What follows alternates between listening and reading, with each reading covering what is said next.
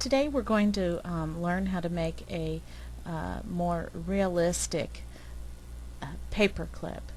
You can see here I have a photo and a mat with a paperclip on it. Now we're going to zoom into the paperclip. What I like to do first is to always duplicate this paperclip and then make the first layer invisible. That way if I mess up, do something I don't like, I can always just delete what I've messed up on and grab the original layer once again to start over. What you want to do first is to position your paper clips so that it looks realistic. Often we don't have our paper clips straight up and down, and so we turn them a little bit. And so I have mine where I want it. And what you need to do is imagine which part of the paper clip goes behind the paper and which part of the paper clip would be in front of the paper, because we're going to erase that part that goes behind the paper. I know for me personally, when I put on paper clips, I'm in the habit of keeping this inside area in the front, and the larger area I put in the back. Some people would do it the other way around. It doesn't matter which one you erase. It's just a personal preference thing. So grab your eraser tool, and you'll note it is a brush, and so you can go and choose a hard round brush, but I prefer, when I'm erasing paper clips, to choose a hard round brush. You can use your bracket keys to make that brush larger and smaller to make it something that you can work with. And then you're just going to, I'm going to erase the larger part. So then you can just go in and begin carefully erasing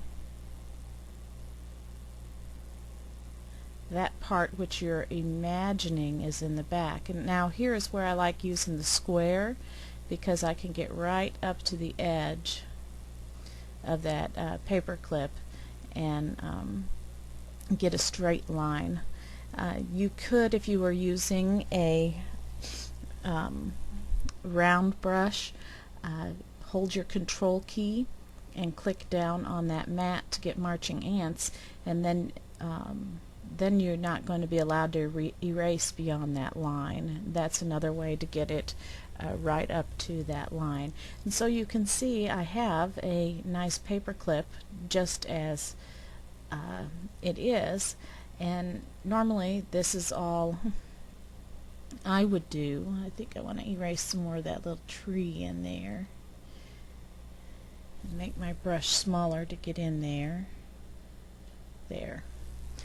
And normally that's all that I would do. However, you can make it look, I'm going to grab my original and duplicate it. You can make it look like the paper clip is pushing up on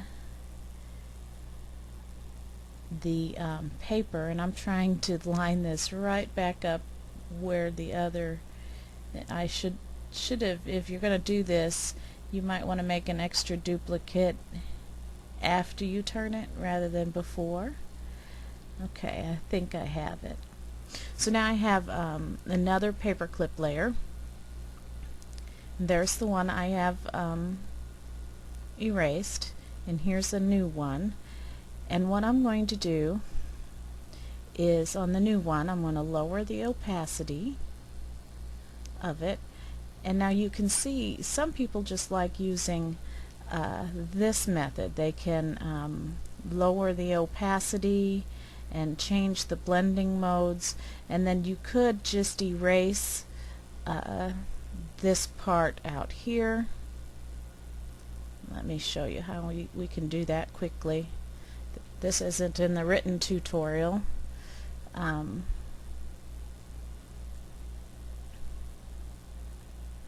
but you can see it sort of looks like it's pushing up the paper now, especially if you would maybe change it to a different blending mode. You would have to go play with them. There we go, there's one that might work, that makes it look like it's pushing it up.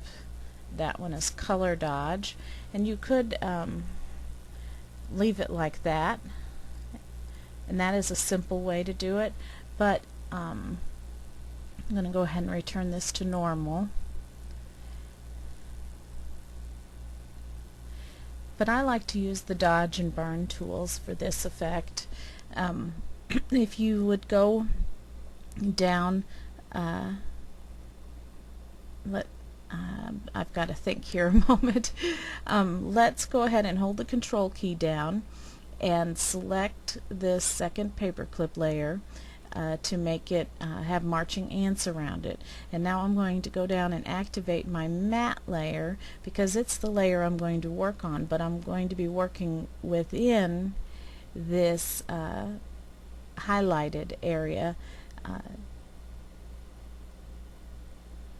Let's find the burn tool. Let's do the dodge tool. Dodge highlights, burn makes it darker.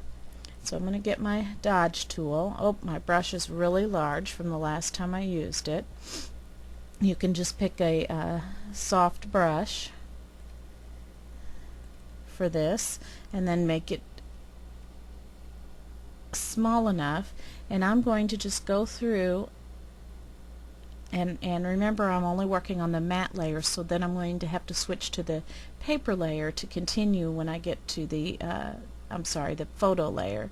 And so right now I'm just working on the matte portion, and I'm going to just highlight, manually draw and highlight in the center where I have deleted. Now I'm going to move to my paper layer to continue in that area. And you're just manually making this lighter. You can't really see my effects right now very well. I could go and make this layer invisible, and that helps because now you can see that those areas that I've highlighted.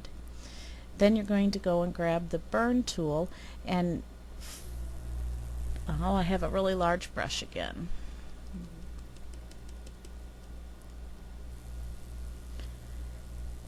And I'm going to go back to my matte layer, and I'm going to burn around the edges of that selection. Oh, that's burning too much. I'm going to hit my undo button, and you want the exposure for this to be down really low, maybe around 20 or 25%, because you don't want this to be a drastic change.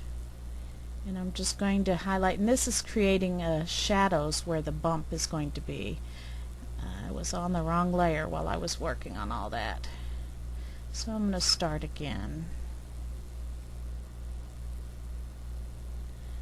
Create shadows. Now I'm going to go to my photo layer.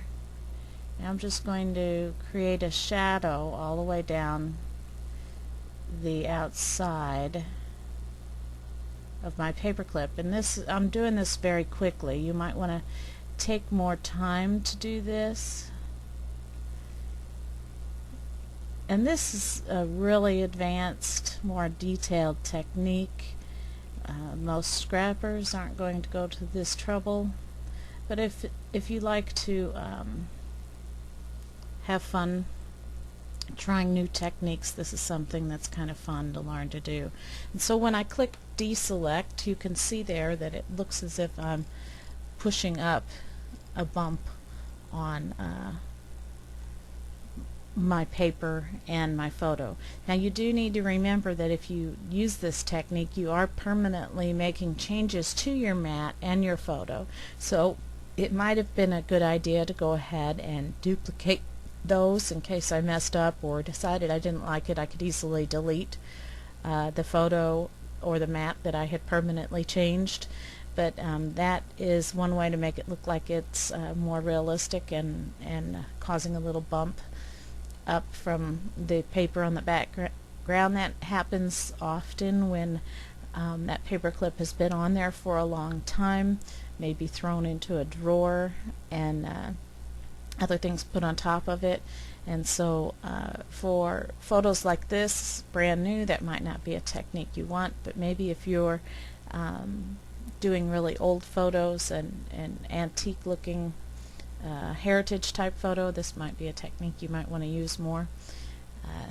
So that's a basic paperclip tutorial. It's pretty easy, and if you use this on your layout, please share your layout in this thread in the forum so that we can all see what you've done and how it looks, and be inspired by each other.